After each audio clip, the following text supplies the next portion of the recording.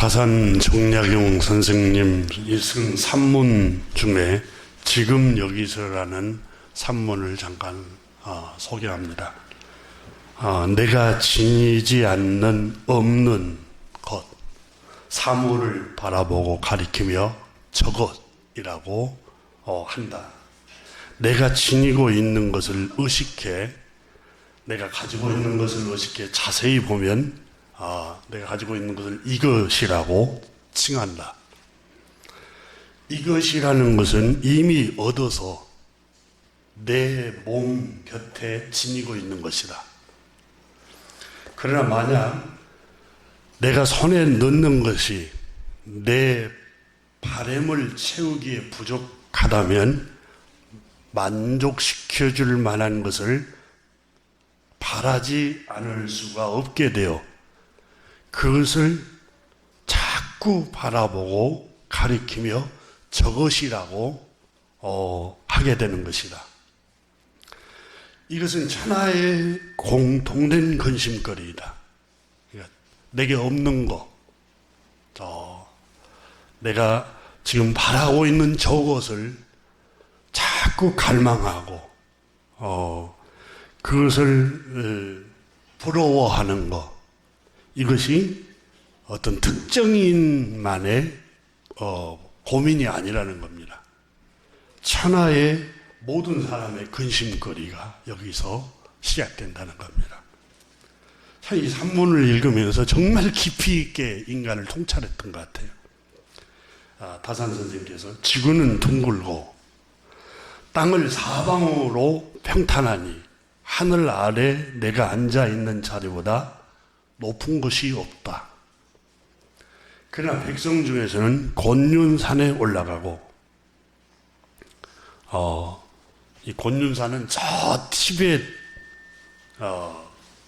고원 푸른 산맥에 있는 산을 가리킵니다. 7,000m가 넘는 산을 가리키는데 이 곤륜산에 올라가고 형상 장각의 무릉원에 있는 산을 말합니다. 하늘을 찌르듯이 솟아있는 그 산을 가리켜 형상과 또 중국의 광동성에 있는 곽산에 올라가며 높은 것을 추구하는 자가 있다. 그러니까 자기가 머물러 있는 게 가장 높은 장소라는 거예요. 지구, 이 비유를 들어서 지구가 둥글기 때문에. 그런데 자기가 지금 있는 장소는 즐거워하고 만족하지 못하고 자꾸 내가 갈 수 없는 그것만 바라보고 갈망하면서 세월을 낭비한다는 걸 이 산문에서 지적을 합니다.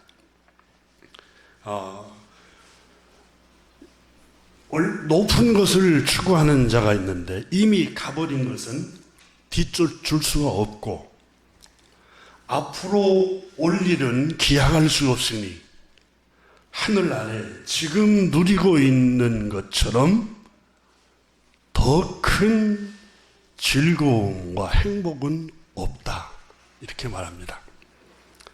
그런데도 많은 사람들 중에, 많은 백성들 중에 가마와 말을 다 없애버리고 전답을 탕진하며 저 멀리 있는 즐거움을 구하는 자가 있을 것이라. 땀을 흘리고 숨을 헐떡이며 평생 동안 저 멀리 있는 저것만 바라보고 그것에 평생 동안 미혹되어 오늘을 누리지 못하는 사람들이 너무 많다는 겁니다. 현재 주어진 시간을 즐거워하라고 이 다산 선생이 당시에도 권했습니다. 오늘을 즐거워하고 오늘을 기뻐하면서 감사하면서 살라는 겁니다. 오늘 우울하고 근심과 두려움 속에서 지내지 말고 오늘을 주어진 시간을 현재를 즐거워하라고 말씀합니다. 그분은 계속해서 그 산문에서 이렇게 말합니다. 불가에서는 스스로 욕심이 없다고 여긴다. 그러나 그 소위 바라말, 불교 용어에서 바라말이라는 용어가 있는가 봐요. 이 말에 우리말로 피한, 저 언덕 너머에 이르는 피한, 이런 의미가 있습니다. 아침부터 밤까지 불가에서는 목탁을 눌리면서 저것만을 선망하고 있으니 어리석기 짝이 없는 일이 아닌가. 얼마나 헛되고 미련한 생활인가. 이렇게 다산 선생이 말을 했습니다. 이렇게 목탁을 두르면서 오늘을 즐거워할 줄 모르고 늘 저것만 피한 그것만 선망하고 살아가는 이 어리석은 모습을 한탄했습니다. 여러분, 영어로 오늘이라는 말을 present라는 말을 씁니다. 그 말은 오늘이라는 뜻입니다. 또 현재 그리고 선물이라는 우리말의 의미를 가지고 있습니다. 현재는 하나님께서 우리에게 주신 선물입니다. 그러므로 즐거워하고 기뻐하라는 겁니다.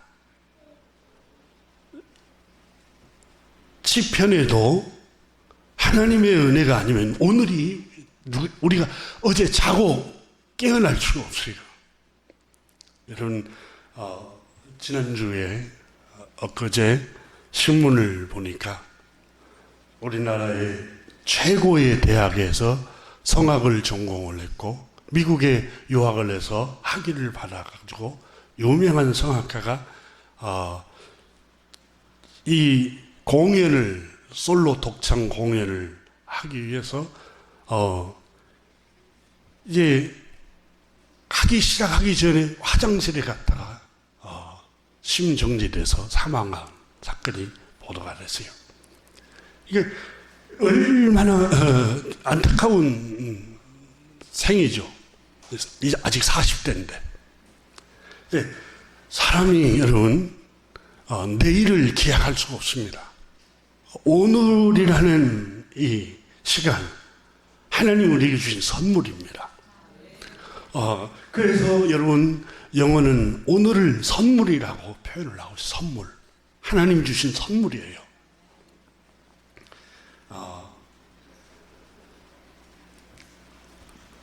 이 다산 선생님께서는 우리에게 저 너무 언덕 넘어 있는 피한만 생각하면서 우울하게 지내지 말고 오늘을 즐거워하라는 거. 오늘을. 여러분 아지랭이를 여러분 봄에 여러분 보지 않습니까? 반짝반짝하고 아지랭이가 저기 있으면 잡으러 가면은 거기 가면 없어요. 저 넘어가면 피한 길이 있겠지. 행복이 있겠지. 저 멀리 가면은 정말 평화가 있겠지. 그렇지 않습니다. 더 좋은 넓은 아파트에 가면은 편안하겠지. 근심이 없겠지.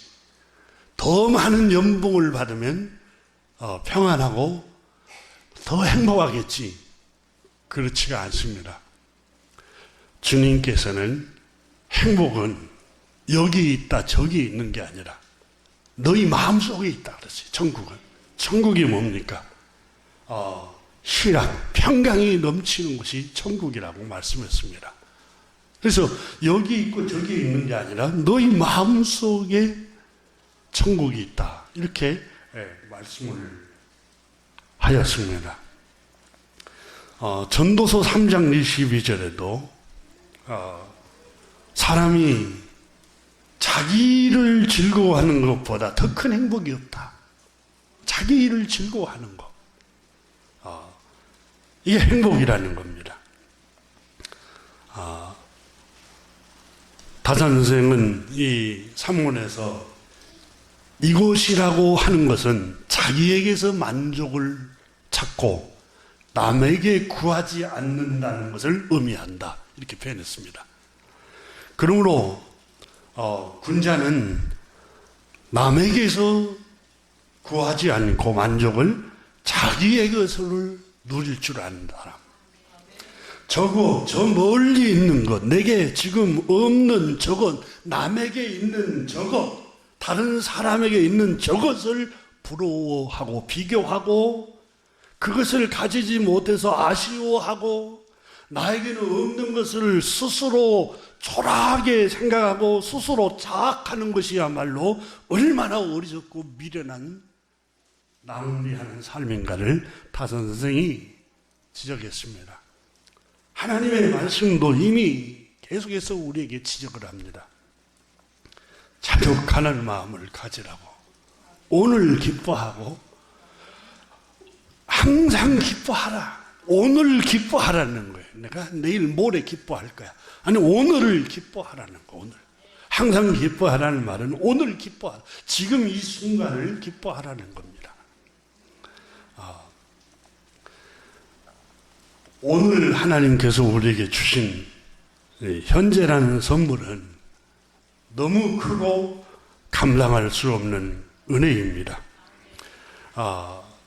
다른 사람과 비교해서 자꾸 원망하지 말고 또 불행하다고 스스로 자학하지 말고 하나님 우리에게 주신 평안을 누리면서 살 것을 가르칩니다. 여러분 행복지수를 선진국이 행복지수가 제일 높을 것 같아도 가난한 나라가 더 행복지수가 높는 경우들이 있습니다. 어떤 한 사람이 고백하기를 자기는 아프리카 출신 아버지가 유엔에서 근무를 했는데 영국에 와서 살고 있는데 그 영국에 와서 최고의 대학을 공부하고 최고 좋은 환경 속에서 살아가고 있지만 아프리카 가난한 그 어린 시절이 그립다는 거예요. 그때가 더 행복했다는 거예요. 문명이 발전이 되고 선진국에 와서 편리한 삶보다도 맨발로 그 숲속을 뛰어다니면서 아프리카의 그 흙집에서 살면서 그때가 그렇게 행복했다고 고백하는 걸 제가 기사를 통해서 읽어본 적이 있습니다. 여러분 행복지수는 물질하고 상관관계는 없습니다. 물론 물질이 많으면 조금 안도는 돼요. 그래 기쁨이 막 샘솟고 평안이 막 누려지고 그렇지가 않습니다. 우리 주님께서는 우리에게 오늘이라는 선물을 주셨습니다. 근데 마귀는 여러분 사탄은 악한 영은 자꾸 나에게 주신 선물을 바라보지 못하게 해요. 그리고 늘 저것하고 비교를 만들어요. 내게 없는 저것만 그리워하다가 오늘 시간을 낭비해버려요. 오늘을 너무 불행하게 살아가요. 저것만 찾다가 창세기 3장에 보면은 아담과 하와 인류의 조상이 불행해진 이유를 기록하고 있습니다. 저주받은 이유를 기록하고 있습니다. 물론 이 성경은 여러분 인류의 선조가 타락한 과정을 설명하는 말씀이지만 문맥을 상세하게 살펴보면 여러분 아담과 하와가 저주를 받고 불행해진 이유는 단 한 가지입니다. 감사할 줄 몰랐습니다. 이런 그 시편 8편에 다윗이 여호와여 사람이 무엇이 가는데 이처럼 생각하시나이까 그러세요. 다윗은 내가 저 하늘의 별들을 바라보니 달과 별을 바라보니 하나님 사람이 무엇이 가는데 어두운 밤중에 달을 달아놓고 비추게 하시고 반짝반짝 별을 달아놓고 우리를 신비한 가운데 살게 하십니까? 그랬어요. 근데 여러분 창세기 아담이 창조하는데 제일 마지막 날 창조되잖아요. 여러분 성경을 여러분 한번 이렇게 주의 깊게 숙고해 보면은 빛이 없는 어두움이 있을 때 인간을 창조하지 않았어요. 인간이 살아갈 수 있도록 모든 조건을 다 준비해 놓으셨어요. 창세기 1장을 보면 먼저 빛을 창조하시고 땅을 창조하시고 바다를 창조하시고 모든 또 생물들, 땅 위에 있는 초목들을 창조하시고 식물들을 창조하시고 바다에 있는 모든 생물들을 창조하시고 그리고 우주를 창조하시고 그리고 여러분 동물들을 창조하시고 다 창조하시고 마지막에 여러분 우리가 들여 마실 수 있는 산소 모든 걸 다 창조해 놓고 마지막에 살아갈 수 있도록 해놓고 사람을 창조하셨어요. 그래서 이 놀라운 사건을 아브라함이 언제 깨닫게 되느냐? 창세기 22장에 가서 여호와 이래 하나님은 예리하시는 분이야. 이렇게 그가 거기서 고백을 합니다. 근데 창세기 2장을 읽으면 각종 실과를 다 창조해 놓으시고 에덴이라는 그 동산에 너무너무 풍요로운 동산 네 강이 흘렀습니다. 네 강이. 그러니까 물이 마르지 않는 곳이었어요. 생명수가 흐르는 그곳에 각종 실과를 먹을 수 있도록 자유롭게 살아갈 수 있도록 풍요로운 동산에 아담과 하와를 거기서 살도록 하셨어요. 창세기에 보면 모든 걸 다 준비해 놓았어요. 근데 성경을 여러분 상세하게 읽어보면 아담과 하와가 감사했다는 말이 없어요. 감사하지 않아요. 뭐가 같냐면 여러분 모든 게 주어진 상태에서 태어나면 당연하다고 생각합니다. 엊그제 저의 외국에 나가 있는 아이가 가슴에 맺히는 소리로 아빠, 엄마 너무너무 감사해요. 집에 있을 때는 몰랐대요. 텅 터덜거리고 아빠 목회 생활 하는데 궁핍하게 하는 게 원망스럽고 근데 이 멀리 있다 보니까 그 큰 사랑이 얼마나 큰지 모르겠다고. 멀리 떠나서 모든 걸 자기가 경제 문제도 해결하고 모든 걸 자기가 다 수고를 해서 다 얻어서 거기서 눈물을 걸성이면서 아빠 엄마의 사랑은 갚을 길이 없다고. 그걸 깨닫기 시작한다고. 근데 주어졌을 때, 여러분 다 주어졌을 때는 그게 은혜인 줄 몰라요. 은혜인 줄. 다 잃어버리고 나서 그때 비로소 돌이켜보면은 은혜였는데 오늘 너무 귀한 찬양을 집사님 인도해 주시고 감사하고 불렀는데 은혜 아닌 게 없어요. 근데 그게 여러분 처음에는 은혜로 느껴진가요? 당연하게 느껴지고 이것도 없고 저것도 없고 남의 집 있는 저것이 왜 나에게는 없고 다른 사람에게 있는 저것은 왜 나에게는 이렇게 부족하고 계속해서 원망과 불평과 투덜거림 뿐이지 감사가 없어요. 감사가.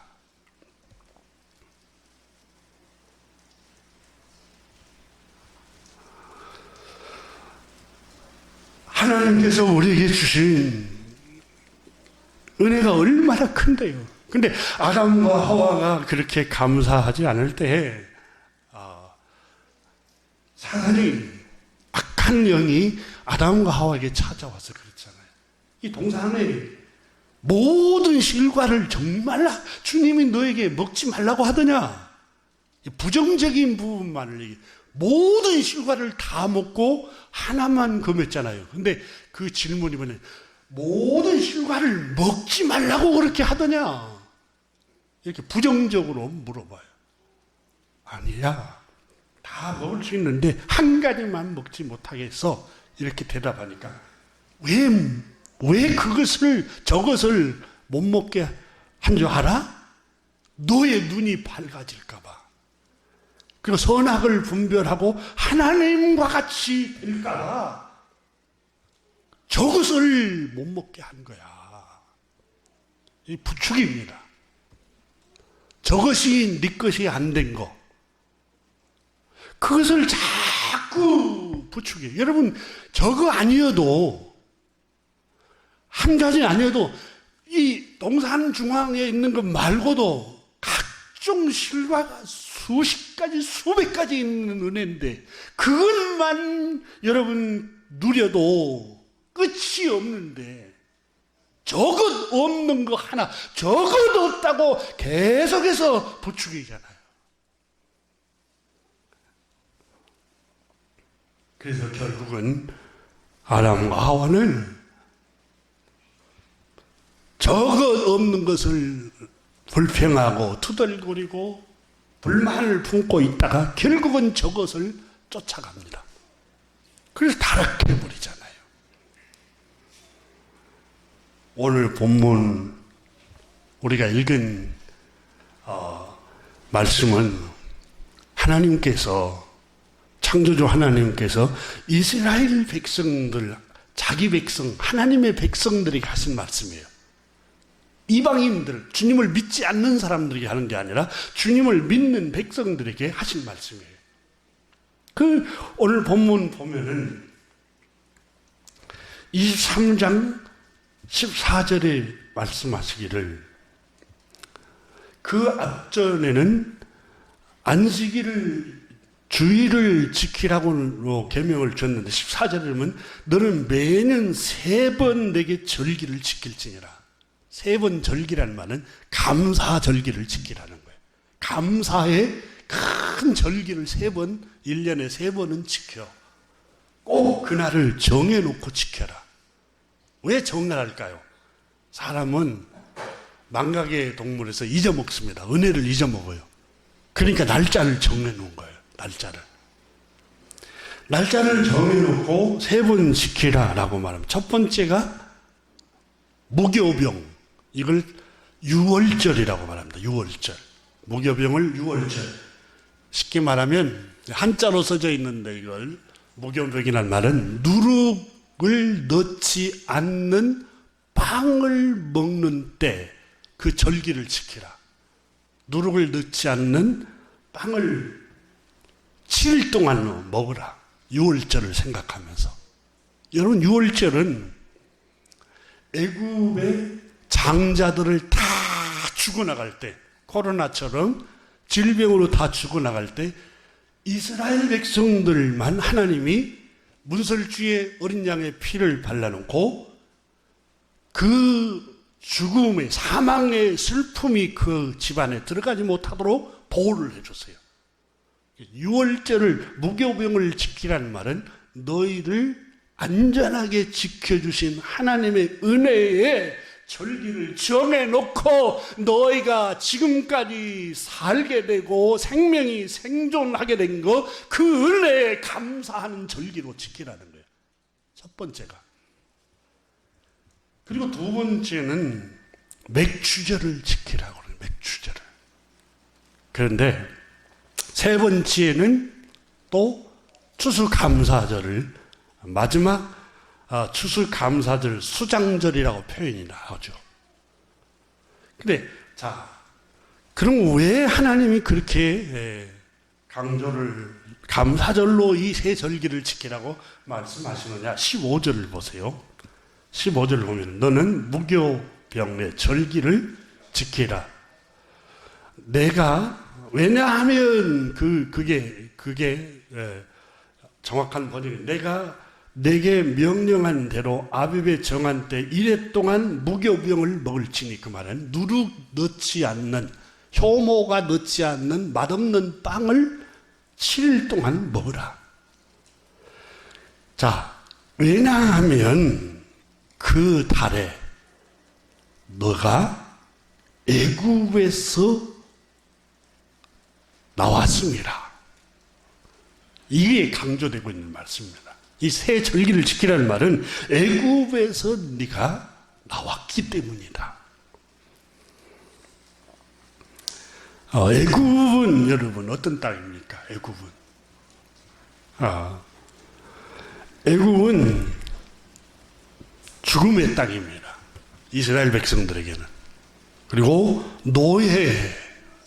노예로 압제당하는 땅입니다. 자유가 없는 장소입니다. 이스라엘 백성들에게는. 억압과 채찍과 폭력과 폭행과 성폭행, 내 딸, 내 아내, 애굽 사람들에게 이렇게 폭행을 당해도 노예 생활로 있으니까 아무 말을 못하고 슬픔과 울분과 신음 속에서 살아가야 하는 땅이 애굽 땅이에요. 그리고 애굽은 음란한 땅입니다. 태양신을 섬기는 우상의 땅이고 음란한 땅입니다. 여러분 피라미드 애굽 이집트에 그 발굴을 해보면 태양신을 섬겼다고 이렇게 학자들이 얘기하잖아요. 음란하고 우상을 섬기는 땅입니다. 폭력의 땅, 자유가 없는 땅, 죽음의 땅입니다. 자식을 낳으면, 아들을 낳으면 나일강에 던지라는 거예요. 그러면 그렇지 않으면 애굽 임금이 엄혹한 명령이 그렇지 않으면 가족을 다 몰살시켜버리겠다는 거예요. 죽음의 땅이에요. 그래서 주님께서 말씀하신 거예요. 15절에. 왜 감사를 드려야 되는가? 너희는 내가 애굽에서 나왔습니다. 그 죽음의 땅, 그 압제와 폭력이 있는 땅, 자유가 없는 땅에서 주님의 은혜로 너희를 구원해내고 출애굽을 하고 자유를 주신 하나님의 은혜를 생각하면서 이 절기를 지키라는 거예요.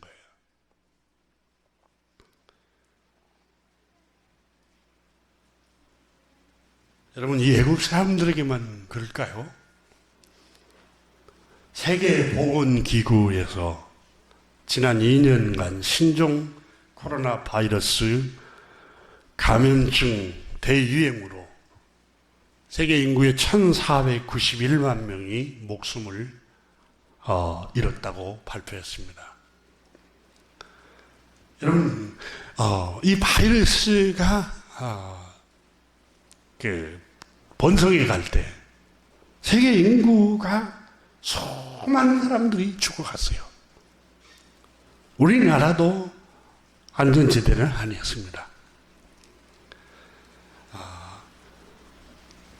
우리가 오늘 여기 여러분 살아있는 거 하나님의 그저 주시는 은혜입니다. 그래서 우리는 감사를 하나님께 드려야 돼요. 매일매일 아침마다 일어나서 하나님 앞에 주님 감사합니다.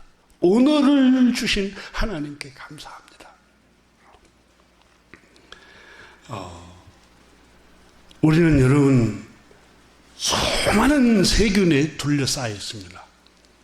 그리고 셀 수 없는 바이러스가 우리 주변의 공기 중에 물건을 통해서 사람을 통해서 감염되며 치명상을 입힐 수 있습니다. 제가 몇 년간은 여러분 마스크 착용으로 자유가 없었습니다. 마스크를 착용하지 않으면 살아갈 수 없을 만큼 위험한 처지였습니다. 하나님께서 오늘 본문에 너희가 이 감사절을 지켜야 될 가장 큰 대의가 뭐냐? 애굽에서 너희가 나왔습니다. 그 말은 하나님이 너를 살려줬기 때문이다.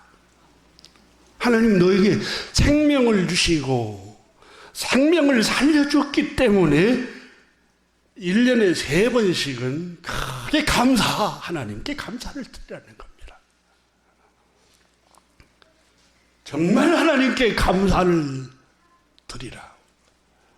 우리는 축복을 받기 위해서 감사를 드리는 게 아닙니다. 이미 축복을 받았어요. 나에게 생명이 있어요. 호흡이 있어요. 지금까지 살아온 게 하나님의 은혜예요. 그래서 감사를 드리는 거예요. 입으로 감사하고 정말 너희가 하나님이 살려주신 것이 은혜라고 생각하면 감사를 드릴 때 주님 앞에 나올 때 빈손으로 오지 말라. 23장 15절에서 5절에서 말씀합니다. 빈손으로 내 앞에 나오지 말지니라. 이렇게 말씀합니다. 정말 감사는 여러분 물질을 드리는 게 감사합니다. 여러분 부모님께 감사하는 마음이 듭니까? 물질을 부모님에게 드리는 것이 감사의 마음입니다. 그냥 말로만 하는 게 아닙니다. 정말 어머니에게 감사하고 아버지에게 감사하면 감사를 표시해야 됩니다. 성경은 우리에게 이렇게 말씀합니다. 하나님 앞에 정말 하나님의 은혜로 너희가 애굽에서 나왔느냐? 하나님의 은혜로 너희의 생명이 하나님의 은혜로 살고 있느냐? 감사를 하나님께 드리라고 말씀하고 있습니다. 축복을 받기 위해서 저주가 올까봐 물질을 바치고 그렇지 않습니다. 하나님은 자비로우십니다. 우리가 시간을 안 바치고 물질을 안 바친다고 저주하는 분이 아닙니다. 그런 하나님은 우리가 믿는 하나님이 아닙니다. 자비가 끝이 없으신 하나님입니다. 그 자비가 끝이 없으신 하나님께 은혜에 너무 감사해서 감사한금을 드리고 물질을 드리는 겁니다.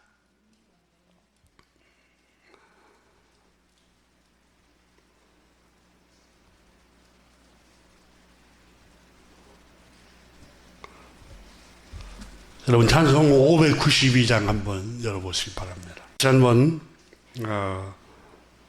2절 마지막 절 한번 불러봅니다.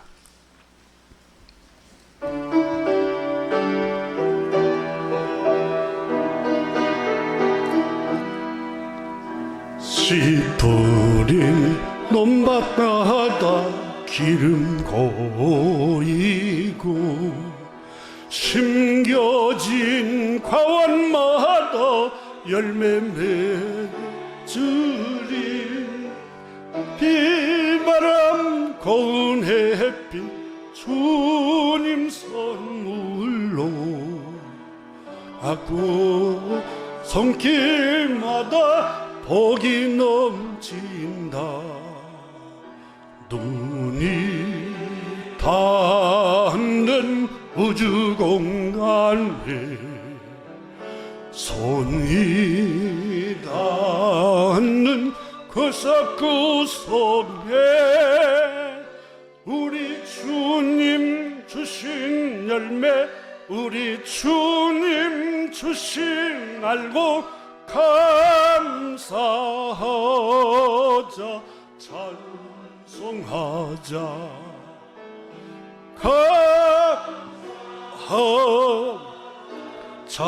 찬송하자 말씀에 극해 서서 씨를 뿌리면 날마다 단비 내려 가꿔주시리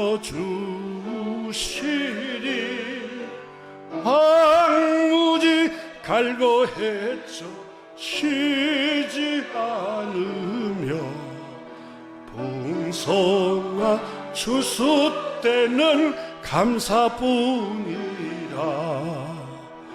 눈이 닿는 우주 공간에 손이 닿는 그 구속에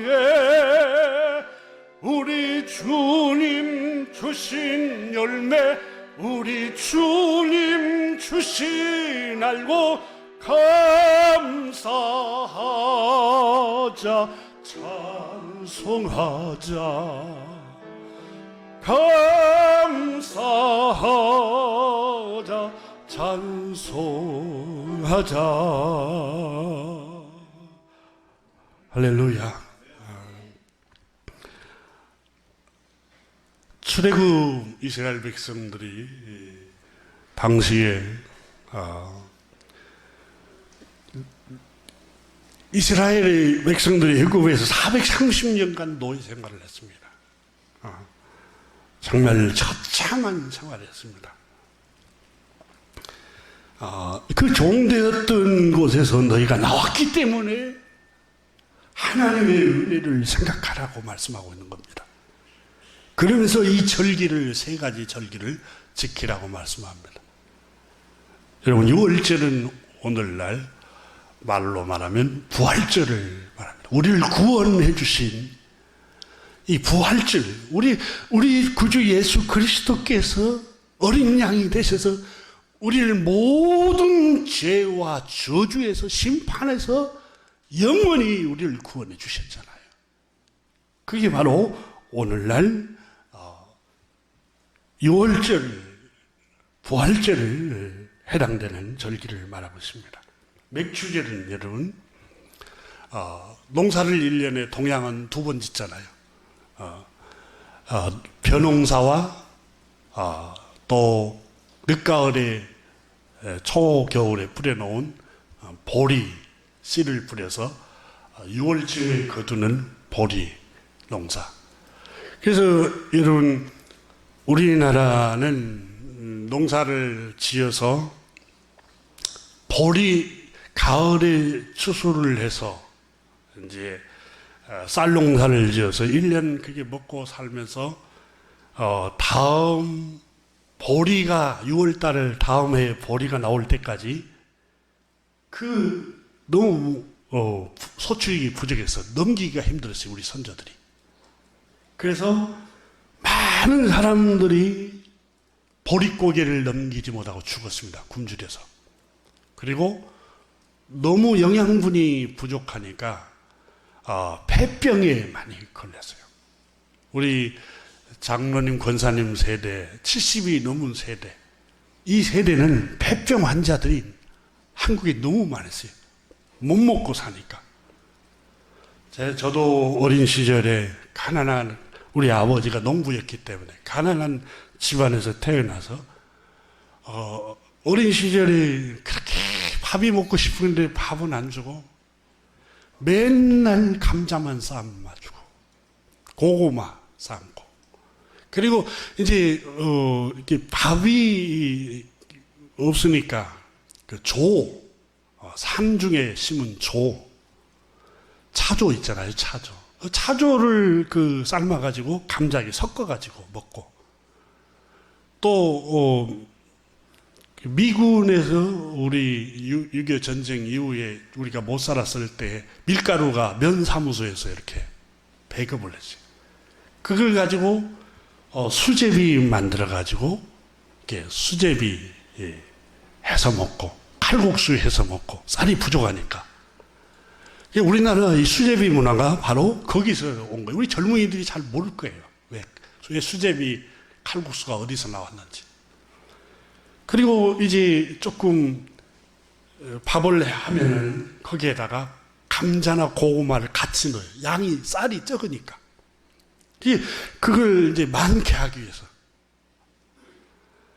제 어린 시절에 라면이 나왔어요. 초등학교 때 라면이 나왔는데 하늘에서 내려온 음식 같더라고요. 얼마나 이게 맛있어요. 그 미원 맛에 그 기름에 튀긴 게. 그래 그 라면도 제대로 먹지를 못하니까 제일 싼 게 국수였습니다. 국수를 삶아가지고 한 수 삶아가지고 거기에 라면 하나하나 넣어가지고 이렇게 섞어서 이렇게 먹었던 기억이 납니다. 그래서 독일 학자가 세계 지구촌의 전 수만 년 역사 가운데 100년 만에 전쟁에서 폐허가 돼가지고 최빈국, 최고 가난한 나라, 지구촌에서. 근데 그 한 세대에 최고의 잘 사는 선진국으로 진입한 나라는 이 지구촌에 딱 대한민국이 한 나라밖에 없답니다. 그 대한민국 왜 그렇게 한 세기 동안에 최하위에서 선진국 최위로 올라오게 됐느냐? 우리 부모님 세대, 우리 형님, 우리 누님 세대들이 정말 잠 안 자고 3시간, 4시간 자고 거의 노동만 했어요. 노동만. 지금 60대, 70대, 80대 세대들이. 그분들이 수고 때문에 오늘날 우리 대한민국이 이렇게 어마어마하게 잘 사는 나라가 됐어요. 제가 어린 시절에 흙집에 살았어요. 여러분 지금 텔레비전에 다큐나 뭐 이렇게 보면 한 번씩 아프리카의 흙집 나올 때가 있죠. 그게 여러분 부모님 세대들이 그렇게 살았어요. 수세식 변소도 없었어요. 다 재래식에서 살았습니다. 정말 하나님의 은혜에 너무 말로 다 할 수 없을 정도로 우리나라 잘 삽니다. 말씀 나누기가 거부할 정도인데 이 화장실 여러분 재래식이 아니었잖아요. 그걸 다 또 수세식에서 퍼가지고 그 태비 위에 다 붓잖아요. 제가 어린 시절에 중학교, 고등학교 때 아버님, 어머님 일을 하니까 그 일을 좀 도와준 적이 있습니다. 근데 그게 얼마나 힘들었는지 지금도 꿈에 나타나요. 꿈에 지금도 이렇게 지고 이 여름이면 얼마나 애벌레가 이렇게 올라오고 겨울이면은 굳어버립니다. 굳어가지고 이렇게 정말 너무너무 힘들어서 그걸 깨가지고 다시 그걸 지고 이렇게 탭이 있는 곳까지로 가면 출렁출렁 가서 정말 지금도 꿈에 지금 제가 60이 다 돼가는데 지금도 꿈에 그게 나타나요. 그게 제일 힘들었는가 봐요. 그런데 제가 화장실만 봐도 늘 감사가 나와요. 이렇게 물만 내리면은 모든 게 다 해결이 돼버리고 거기서도 밥을 먹을 수 있는 너무너무 좋은 환경입니다. 너 애굽 땅 종되었던 것을 생각해봐라. 저는 그 말씀을 읽을 때마다 너무 가슴이 저려요. 하나님의 은혜입니다, 주님. 정말 하나님의 은혜예요. 제 어린 시절에는 바나나도 없었어요. 바나나 수입이 안 들어왔죠. 귤도 못 본 적이 없어요. 어쩌다 사과. 그런데 여러분 과일 지금 천지잖아요. 천지. 에덴 농산처럼 각종 실과가 다 쏟아져 나오잖아요. 당연하다고 생각을 해요, 사람들이. 전혀 감사할 줄을 몰라요. 오늘 본문 주님께서 내가 애굽 땅 종되었던 곳에서 나왔습니다. 해방받았다는 거예요. 해방받았어. 출애굽 1장에 보면은 애굽 땅 종되었던 삶이 얼마나 처참했는가를 보여주고 있습니다. 이스라엘아, 너희가 누구인 줄 아느냐?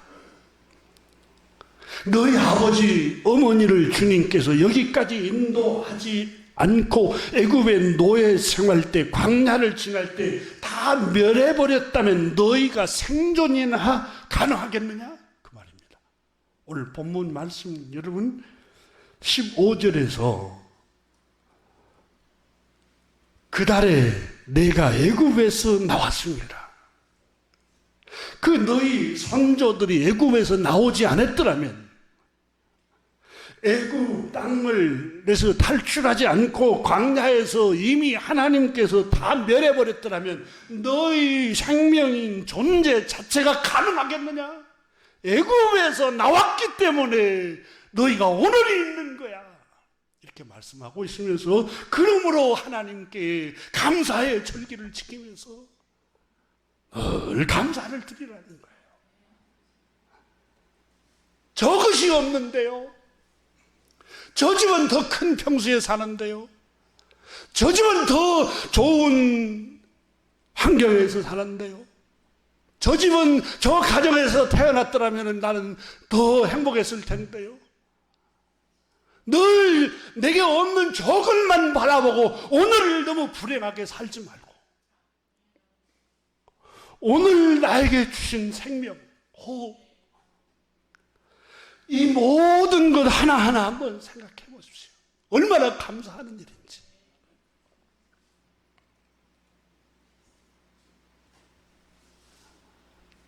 오늘 본문의 맥주제를 지켜라. 보리 추수를 할 때 감사하라는 거예요.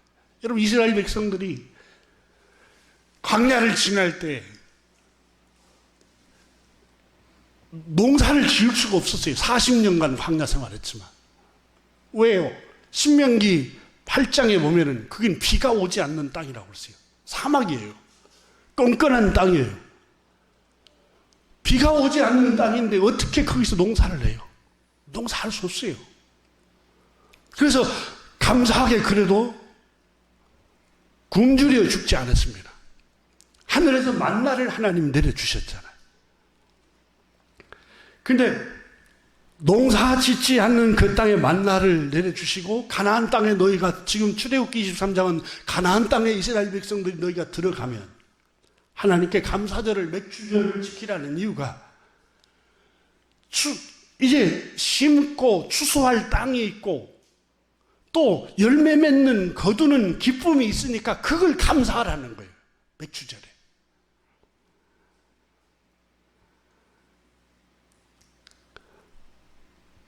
신약성경에 10명의 문둥병자가 길을 지나가다가 메시아, 구세주, 하나님께서 보내신 구주 예수 그리스도께서 지나간다는 소리를 듣고 다윗의 자손 예수여, 구세주시여, 우리를 불쌍히 여겨주소서.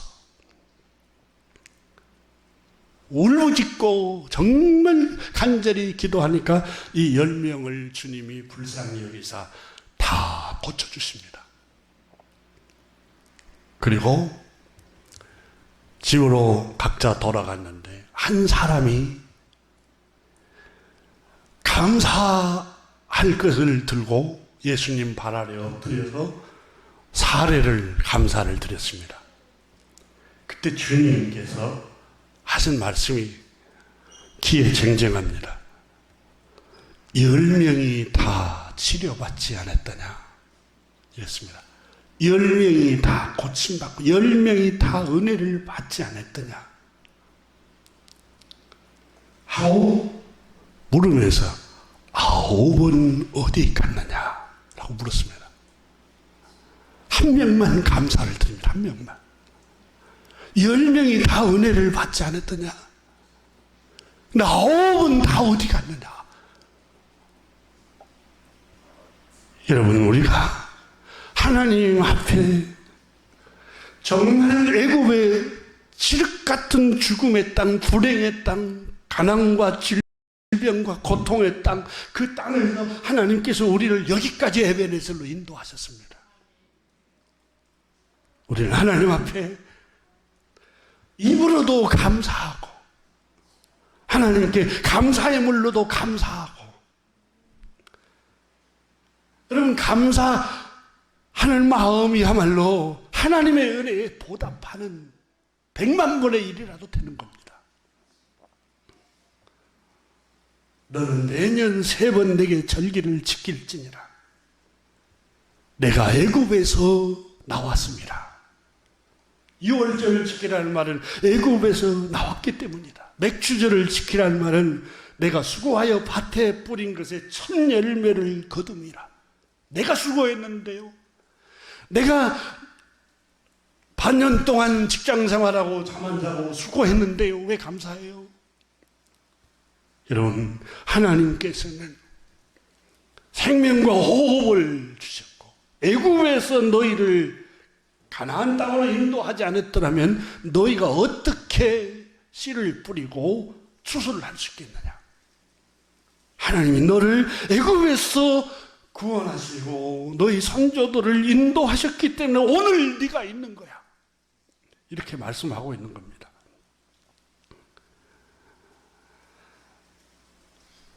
하나님께서는 이스라엘 백성들에게 처참한 고통과 사망의 그늘진 땅에서 젖과 꿀이 흐르는 가나안 땅으로 인도하셨습니다. 그런데 하나님께서 인도하시기 전에 고통스러운 땅 40년간을 광야에서 머물겠습니다. 이 광야를 가리켜서 신명기서는 사망의 땅이다 이렇게 표현했습니다. 사망의 땅. 더 구체적으로 신명기 기자인 모세는 물 없는 땅 이렇게 표현했어요. 물이 없으면 생존이 불가능한 땅입니다. 그리고 그 땅은 뱀과 전갈이 우글거리는 땅이라 했어요. 위험과 불안의 땅입니다.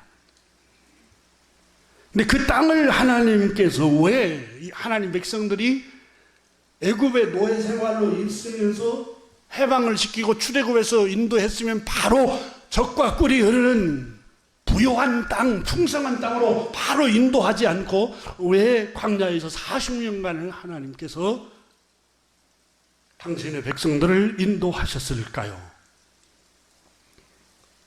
신명기에서는 훈련이라고 그랬습니다. 훈련. 구체적으로는 먼저는 겸손하게 하고 또 하나는 이 극한 상황에서도 불구하고 네가 내 말에 순종하는지 불순종하는지 너의 마음을 알아보기 위함이고 마침내는 사람이 물질로만 사는 게 아니라 하나님의 입에서 나오는 모든 말씀으로 사는 것이구나라는 걸 저절하게 깨닫게 하려 합니다. 여러분, 첫 번째는 겸손하게 하기 위해서 40년간을 그곳에 머물게 했습니다.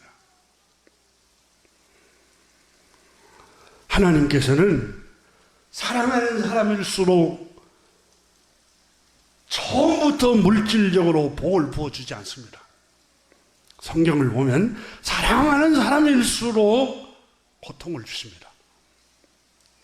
아브라함 믿음의 조상 100세까지 고통스러웠잖아요. 자식이 없는 고통.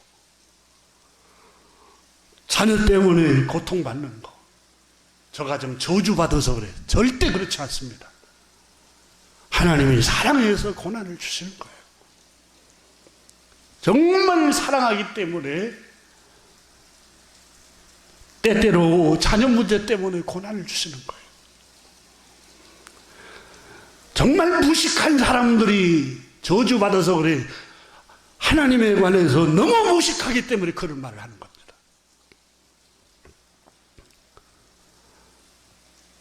모든 것이 생명이 하나님께로부터 왔구나.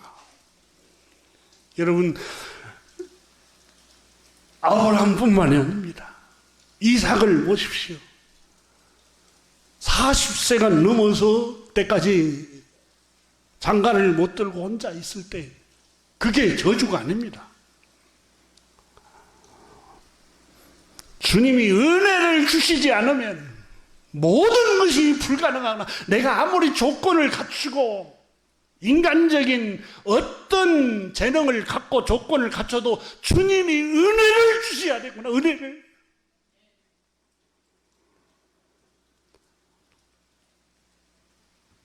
야곱을 보십시오. 처음부터 복을 줍니까? 아브라함의 손자라고 해서 21년간 노예 생활을 삼촌 나만 집에 노예 생활을 하잖아요. 노예 생활을. 그의 아들 요셉은 여러분 처음부터 복을 줍니까? 애굽에 노예로 끌고 가서 성폭행범으로 몰리고 온갖 억울한 일을 다 당하게 만들고 처절한 실패와 아픔을 통해서 하나님이 마음을 훈련을 시킵니다. 하나님의 사람들을. 그러면서 처절하게 깨닫는 게, 요셉이 여러분 창세기 44장 이렇게 가면, 형님들이여 한탄하지 마소서, 나를 여기 팔았다고 두려워하지 마소서, 나를 여기에 보내신 자는 형님들이 아니라 하나님께서 7년 후에 기근이 들 줄 미리 아시고 우리 민족을 살리기 위해서 형님들의 손을 빌어서 나를 애굽에 먼저 보내셨나이다. 여러분, 이 신앙 고백이 어디서 옵니까? 이 실패와 고난과 아픔과 처절한 고통을 통해서 이 모든 일을 주관한 분이 사람이 아니라 창조주 하나님이시라는 걸 처절하게 깨닫게 하는 겁니다. 그래서 모든 게 은혜요. 오늘 불렀던 찬양처럼 은혜였어. 은혜였기 때문에 오늘 여기까지 내가 왔어. 이 고백은 여러분, 처음부터 풍요로웠으면 그게 고백하겠습니까? 내 재능으로 했다, 내 힘으로 얻었다, 내 가문이 좋아서 이렇게 됐다, 내가 머리가 좋아서 이렇게 했다, 수완이 좋아서 이렇게 했다, 이렇게 하죠.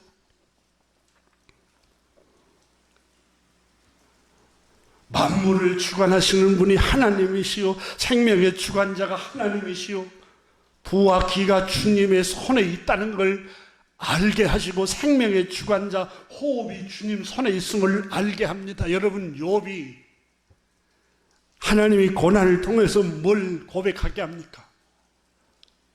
주님, 내가 부유하고 내가 가장 지혜가 많고 자녀들도 잘 되고 다 내가 복을 받고 내가 가진 것이 많다고 생각했는데 하나님, 이게 내 것이 아니었군요. 주신 자도 여호와시오, 가져가신 자도 여호와시오. 벌거벗고 적신으로 나왔은 적신으로 돌아가는 게 인생입니다. 하나님의 은혜로 자녀를 얻었고 하나님의 은혜로 내 호흡이 온전하고 건강도 하나님의 은혜였기 때문에 건강하고 하나님의 은혜였기 때문에 부유하게 되었습니다. 이 고백을 언제 깨닫습니까? 다 잃어버리고 깨닫지 않습니까? 동양의 철학자, 공자보다 100년 후의 사람으로 태어난 아주 유명한 학자가 있습니다. 맹자라는 학자입니다. 이 맹자 선생이 그 맹자의 책에 하늘이 한 사람을 선한 도구로 사용할 때 5가지 역경을 준다라고 기록해 놨습니다. 가장 먼저 마음과 뜻을 괴롭힌다, 이렇게 했습니다. 마음을 괴롭히고 마음을 고통스럽게 하여 단단하게 만든다는 겁니다. 두 번째는 육체를 고달프게 한다, 이렇게 표현했어요. 육체를 고달프게 해요. 근육과 뼈를 깎는 고통을 줘요. 육체를 고달프게 하는, 내 육체를 희생하지 않고는 먹고 살 수 없을 만큼 고통을 줘요. 그래서 그게 은혜구나, 하늘의 은혜구나. 마음의 평안이 없이는 아무리 가지고 아무리 소유해도 행복이 아니구나, 이걸 깨닫게 하는 거예요. 세 번째는 궁핍, 굶주림의 고통을 주어 핍절하게 만든다는 겁니다. 하늘이 선한 도구로 한 사람을 사용하기 위해서는 세 번째 주는 고통이 바로 핍절하고 곰핍한 생활을 하여서 지혜가 생기게 만든다는 겁니다. 하나님, 여러분, 가난을 겪어야 지혜가 생깁니다. 이 궁핍과 굶주림, 고통이 있어야 정말 지혜가 생기는 거예요, 지혜가. 네 번째는 처지를 불호하게 한다. 자기의 처지를 너무너무 불호하고 불행하게 만든다는 거예요. 그래서 자존심, 그 잘난 자존심, 자아를 질그릇처럼 다 부숴버려요. 처지가 너무너무 불우하게 만들어서 자아를 부숴버립니다, 하나님께서. 다섯째는 하는 일마다 실패를 거듭하게 하여 마음을 어지럽힌다, 이렇게 표현했습니다. 모든 인간의 노력과 정성만으로 이루어지는 게 아니라 인간의 끊임없는 노력과 정성과 더불어서 하늘의 도움이 필요하다는 것을 깨닫게 하는 방식이라는 겁니다. 그래야 하늘에 감사할 줄 안다. 그래야 하늘 아버지께 감사할 줄 안다는 거예요. 히브리서 12장에 하나님 말씀에도 내 아들아 주의 징계하심을 가볍게 여기지 말고 주님이 꾸지람을 받을 때, 고통을 줄 때, 실패하게 할 때, 아픔을 줄 때, 여러 가지 환난을 줄 때 낙심하지 말라. 주께서 그 사랑하는 아들, 딸마다 징계하시고 그러세요. 채찍질 하신다. 왜? 오직 하나님은 우리의 유익을 위하여 그의 거룩하심에 참여하게 위함이라. 우리의 유익을 위해서 쓰리쓴 고통을 주기도 합니다. 여러분, 대부분 항암, 암으로 세계 인구 사망자들이 제일 많이 죽어가는데 암을 치료하는 약, 항암 치료의 약은 거의 다 쓴 겁니다. 여러분, 영지버섯 항암 치료제라고 알려져 있잖아요. 쓰잖아요. 녹차 쓰잖아요.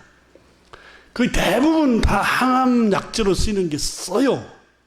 병을, 사람의 생명을 다 죽이는 그 질병을 죽이는 게 써요. 고통이에요.